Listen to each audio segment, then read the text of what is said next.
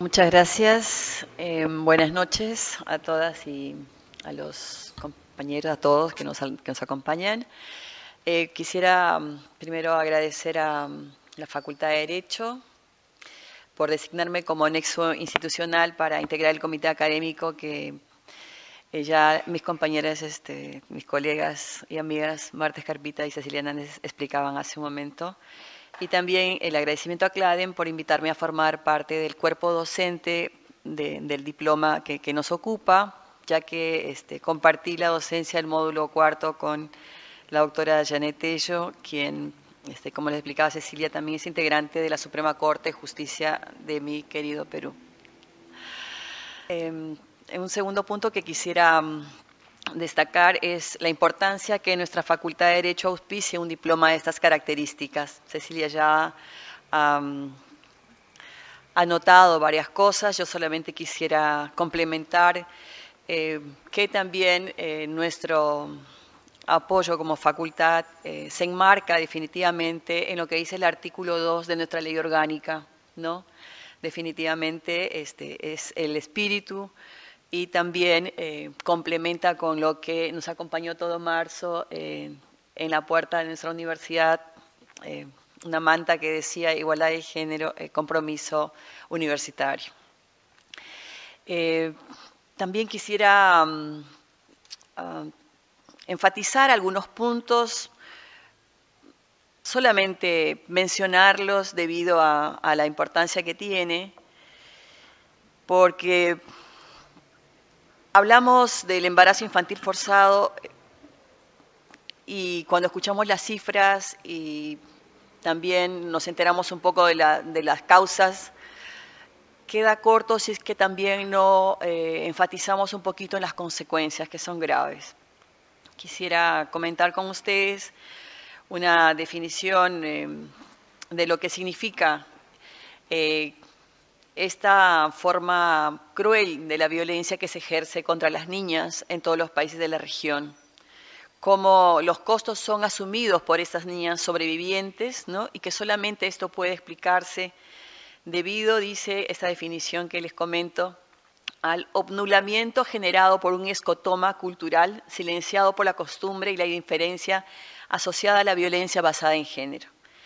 Entendiendo el escotoma como una zona de ceguera parcial, temporal o permanente, este enceguecimiento de nuestras sociedades frente a una realidad que debería interpelarnos y movilizarnos, no hace más que constatar que los derechos de las mujeres en general y de las niñas en especial todavía no están considerados, no están promovidos, no están respetados ni garantizados como derechos humanos. En este contexto es necesario mencionar lo que significa también el deber de los Estados respecto a la debida diligencia cuando se encuentran frente a situaciones de violencia contra las mujeres. Y por supuesto que las niñas son mujeres, mujeres son todas desde que nacen hasta que dejamos de existir, ¿verdad? Entonces, uno de los primeros instrumentos que tenemos en la región y que habla de obligaciones específicas respecto al deber de los Estados en el marco de la debida diligencia, es la Convención de Belén do Pará. Pero es la Declaración para eliminar la violencia contra la mujer del año 93 de Naciones Unidas la que adopta con claridad, un año antes que la Belén do Pará, el concepto de debida diligencia como criterio para evaluar si un Estado ha cumplido o no con sus obligaciones. En este sentido, el artículo 4 de esta declaración es la que mandata a los Estados claramente a proceder, dice, con la debida diligencia a fin de prevenir, investigar y conforme a la legislación nacional castigar todo acto de violencia contra la mujer, ya sea de actos perpetrados por el Estado o por sus particulares. Es decir, establece un criterio de evaluación para saber si los Estados han cumplido o no con sus obligaciones, sobre todo el de combatir la violencia hacia la mujer. También es importante, decía, el remarcar cómo las consecuencias del embarazo infantil afectan directamente a las niñas sobrevivientes en varios sentidos, en varios planos. Quisiera enfatizar uno de ellos, como es la afectación a su derecho a tener un proyecto de vida. Mencionar solamente algunas de las consecuencias, porque no nos da el tiempo para desarrollarlo todos, pero sin mencionarlos, como el primero que hemos titulado No hay derecho. El embarazo infantil forzado transforma la vida de la niña. En el informe que ustedes tienen en la mano, que es el informe regional de CLADEM, Jugar o Parir, se constata como cuando una niña cursa un embarazo infantil forzado, su vida se transforma. Yo pensaba cuando leía ese informe hace unos meses, para cualquier mujer adulta que asume un embarazo, la vida se transforma. Cuánto más aún el de una niña que todavía no tiene ni el cuerpo desarrollado, ni la cabeza, ni las condiciones que supone asumir una maternidad.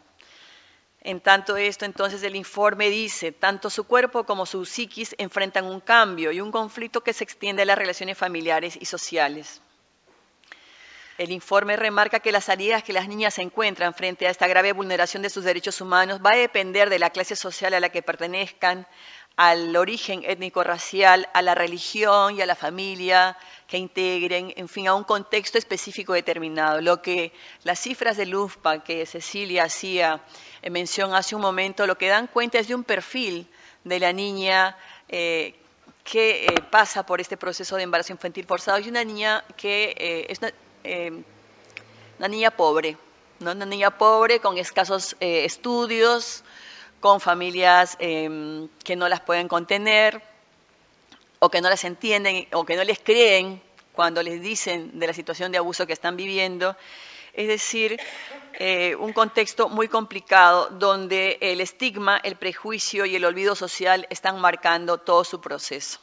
El proceso desde antes de quedar embarazada, el proceso durante el embarazo y el proceso después de ese embarazo, o sea, después de que tuvieron al niño en las condiciones que se les impone.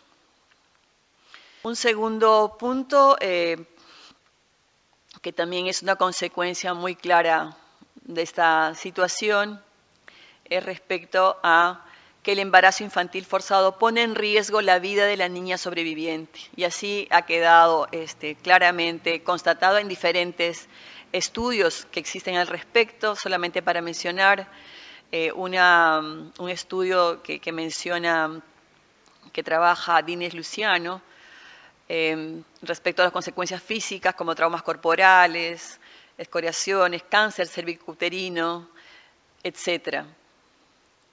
Aquí el informe de la OMS da cuenta como que la defunción materna es 4 veces más alta que las mujeres adultas, ¿no? La muerte materna en niñas es mucho más alta, 4 veces más alta que las mujeres que tienen entre 20 y 30 años.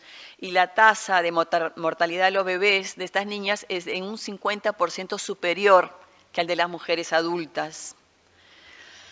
En ese sentido, el informe de la Comisión Interamericana de Derechos Humanos sobre acceso a servicios de salud materna desde una perspectiva de derechos humanos constata que actitudes como la indiferencia, el maltrato y la discriminación por parte de funcionarios del sector salud perjudican a las mujeres y niñas que son víctimas de violencia y abusos sexuales, así como la falta de servicios apropiados de salud reproductiva para abordar esas situaciones de violencia, que éstas constituyen barreras en el acceso a los servicios de la salud. Otro punto es el dolor acumulado, los costos psicológicos del embarazo infantil forzado. Sabemos que todas las violencias tienen a la par también la violencia psicológica. Y de esto dan cuenta innumerables testimonios de los diversos informes, tanto del CLADEM como del Fondo de Población de las Naciones Unidas. El costo social del embarazo y uniones tempranas en niñas y adolescentes de El Salvador, por ejemplo, da cuenta con claridad cómo estos, dice, son embarazos anclados a cúmulos de violencia y violaciones sexuales, a las que se suman el abandono, la indiferencia, la falta de oportunidades, el dolor nunca expresado. Y en esto remarcar lo que Cecilia decía cuando hoy empezaba y que también lo presentaba nuestra querida Silvia Pimentel cuando visitó Uruguay hasta hace poco tiempo para presentar justamente un informe de Amnistía sobre embarazo infantil forzado, que en todo esto de lo que también hay que hablar es de la violencia sexual incestuosa, que no hay que dejar de decirlo, porque es en el hogar, ¿no?, donde se generan muchas de estas situaciones de abuso hacia las niñas. Otro punto es el de educación y otros derechos, como los derechos sin oportunidades para la niña madre, que sufren estigma, que sufren marginación, muchas gracias profesor, de parte de otras niñas, ¿no?, que también son separadas, no necesariamente por las mismas niñas, sino por las familias que piensan que va a haber un efecto contagio con las amiguitas respecto a esta situación. Las perspectivas son las de una niña con escaso disfrute de muchos derechos y la generación de un círculo de pobreza que depara para estas niñas y sus hijos una existencia con menores oportunidades y potencialidades no desarrolladas, lo que afecta tanto a la familia como a la comunidad. Quisiera simplemente, en último término, comentar con un poquito más de detalle cómo se afecta el derecho a vivir un proyecto de vida, el derecho a tener un proyecto de vida, que es un derecho humano que viene siendo desarrollado jurisprudencialmente por la Corte Interamericana de Derechos Humanos, por la jurisprudencia comparada y también por parte de la doctrina. El derecho a tener un proyecto de vida ya ha sido plasmado en sentencias en casos como el Loaiza Tamayo versus Perú, Niños de la Calle versus Guatemala, Cantoral Benavides versus Perú, el caso Tibi versus Perú y otros más. Allí quisiera destacar el voto razonado del juez Cansado Trindade, en el caso Gutiérrez Soler versus Colombia, donde desarrolla un primer punto que denomina el tiempo, el proyecto de vida y la vulnerabilidad de la existencia humana. Allí Cansado Trindade afirma que todos vivimos en el tiempo que termina por consumirnos. Precisamente por vivirnos en el tiempo, cada uno busca divisar su proyecto de vida. El vocablo proyecto, dice, encierra en sí toda una dimensión temporal. El concepto de proyecto de vida tiene así un valor esencialmente existencial. Es decir, en el marco de la transitoriedad de la vida, a cada uno cabe proceder a las opciones que le parecen acertadas, en el ejercicio de la plena libertad personal para alcanzar la realización de sus ideales. La búsqueda de la realización del proyecto de vida devela pues un alto valor existencial capaz de dar sentido a la vida de cada uno. Es por eso que la brusca ruptura de esta búsqueda por factores ajenos causados por el hombre, como la violencia, la injusticia, la discriminación, alteran y destruyen de forma injusta y arbitraria el proyecto de vida de una persona. Y el derecho no puede quedarse indiferente a esto. La vida, dice el juez, al menos la que conocemos, es una sola y tiene un límite temporal. Y la destrucción del proyecto de vida acarrea un daño casi siempre verdaderamente irreparable o una vez difícilmente reparable. Es por eso que él enfatiza, que el doctor Cansado Trindade enfatiza, remarca que en el marco del amplio deber general de los Estados partes de la Convención Americana, consagrado en su artículo 1.1 de respetar y asegurar el respeto de los derechos en esta convención consagrados, es responsabilidad del poder público asegurar a todas las personas bajo su jurisdicción la plena vigencia de los derechos protegidos, esencial para la realización del proyecto de vida de cada uno. Finalmente, se señala en este voto específico que una persona que en su infancia vive, como en tantos países de América Latina, en la humillación de la miseria, sin la menor condición siquiera de crear su proyecto de vida, experimenta un estado de padecimiento equivalente a una muerte espiritual. La muerte física que a esta sigue. En tales circunstancias es la culminación de la destrucción total del ser humano. Estos agravios, dicen, hacen víctimas no solo a quienes lo sufren directamente en su espíritu y en su cuerpo, se proyectan dolorosamente en sus seres queridos, ¿no?, especialmente en el de sus madres. Está hablando del caso niños de Guatemala, Niños de la Calle versus Guatemala.